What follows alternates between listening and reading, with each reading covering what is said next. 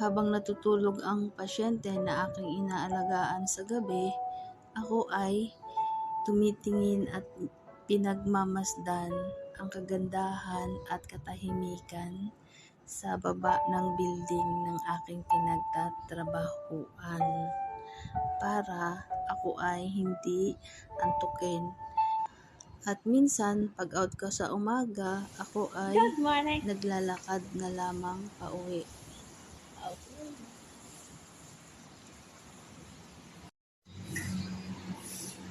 Yes. Are babe, good morning ate. Good morning, Kuya.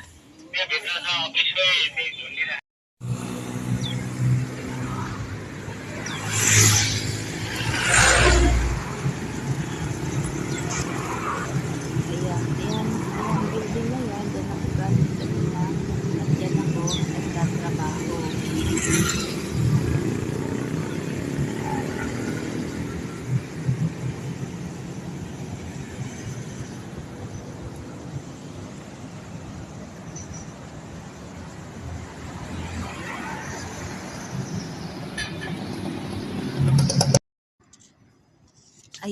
Ayan yung mga lugar na dinadaanan ko kapag ako ay naglalakad.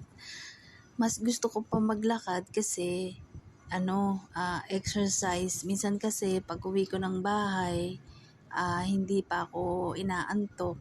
So, kailangan ko muna mag-exercise para sa aking ikagaganda ng aking kalusugan.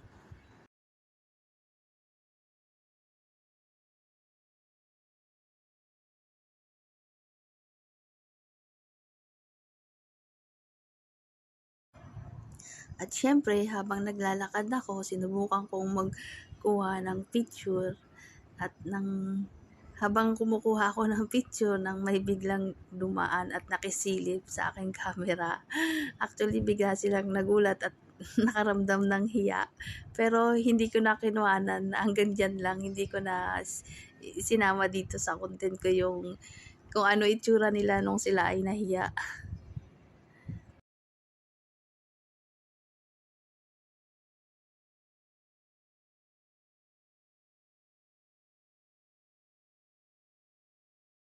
So, ayan. So, ngayon, malapit na ako sa palengke.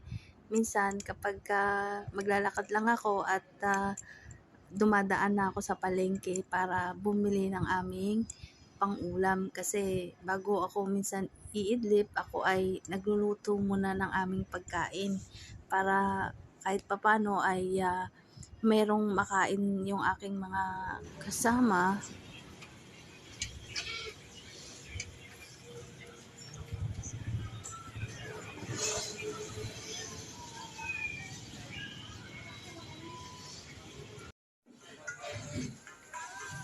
How much ka? Okay. Thank you. Yeah, welcome. Pagkatapos kong mamili ng aking gustong lutuin, ayan, dito ako naghihintay ng bus at ang aking sinasakyan na pre-bus, ayan, yung kulay green na yan na Go KL, ayan, libre lang yan, yun lang ang kagandahan dito sa